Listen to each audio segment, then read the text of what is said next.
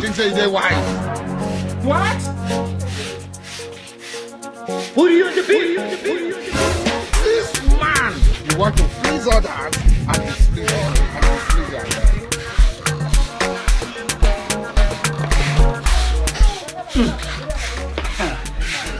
Hasa noneho ko mbona baramutukora amasuku n'amahorora umenye ko nakuze ndabizi ko wakuze ariko ntabwo byari bisanzwe nzi kuko mama wari wagombaga kukubwira ngo kubura hano hantu mbona saa 11 nkibyuka nkabona ugiye kuharangiza akira kimvira papa nawe ngafite fiyanse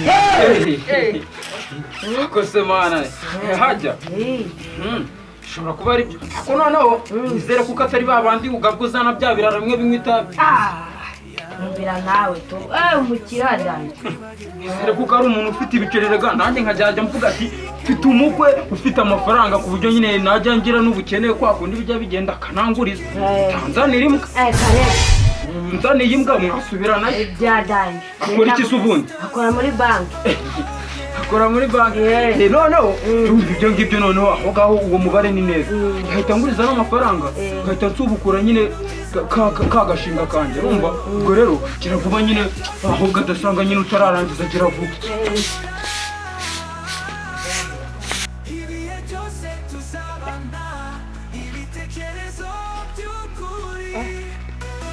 rero wumvikana ubu ngiye gupfapfata icyana umunsi ngomba kurarana n'icyana nyine urabizi harya ngo ni kwande agoko niyo arakwaserije afite inkumi niya danje nyine ewaye inyuma arafite imbere arafite ntacyo tugende nizere ko ufite amagambo tugende ninkushimira nyine ndayavuga ariko ubwo nimbunjyanye ari bya bindi bya indaya tonde panze mwike ibyaha mbabarira nkorera gira vuba gira urumva najya gusaba icyana koko ntabandije kumviriza ahangaha ntacyo nkagwishyirireho ndebe kuri buryo umwaka ariko ko wagira ngo ntibigeze ubaho n'indaya ni ikibazo rega cyo gusaza wa mwana ako se ushaje gute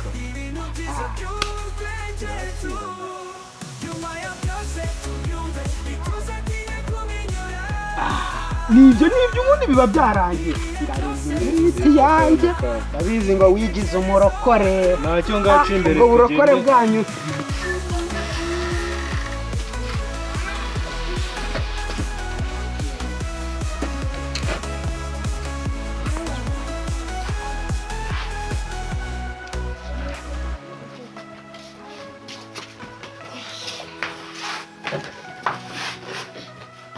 ese wowe naho bashyitsi bawe kuba atazi nese ndabizi ko ndayambwiye saa 9 zikaba zigeze ubwo sinzi rero ngo baragira ngo batame ibyo bifaranga barabiduha abantu ndayambwiye dore hano niho kwa data bukwe dore ngabo baraje ahubwo biye ni ngaba mumeze nkute komera cyane Serge ni neza nta mahoro ni amahoro komera neza bite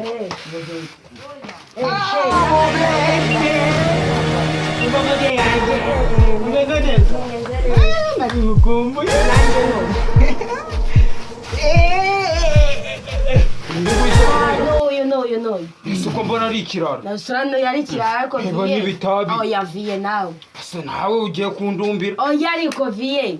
Nise runo mbona wagira ngo rwapfuye kera. Unzaniye mu imirambo mu mutaka umwana wanjye urabona yarapfuye se nawe muze tujye tuvugisha ukuri kuko urabona utararumbira. se viye ubundi ni icyo ngaya ndabona amaso yarahennye wagira ngo sida yakwishe kera.